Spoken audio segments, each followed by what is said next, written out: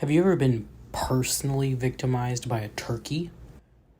Does your turkey come out drier than sand? Do you find yourself envious of the turkey that you get from your favorite barbecue joint? Well, I am here to show you how to cook the best turkey that you have ever had. And it starts very simply.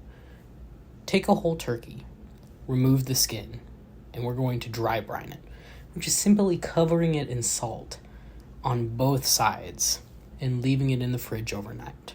I promise that the hardest part of this recipe is taking all the skin off the turkey. I've started with a bone-in turkey breast from H-E-B, removed all the skin, salted both sides, and left it in the fridge overnight. When you're salting the turkey, it's definitely going to feel like a lot. It's not going to feel normal, but you're going to salt it like you normally would and add a little bit extra. And the goal here is to get the turkey to absorb all of that salt. Sitting it in the fridge overnight on a wire rack, it's going to let air circulate and really just get that salt in there. So here I'm just getting in all the nooks and crannies, making sure every little bit is covered in salt, and right into the fridge it goes. Overnight, in case I didn't say that. Now this is what it looks like the next day.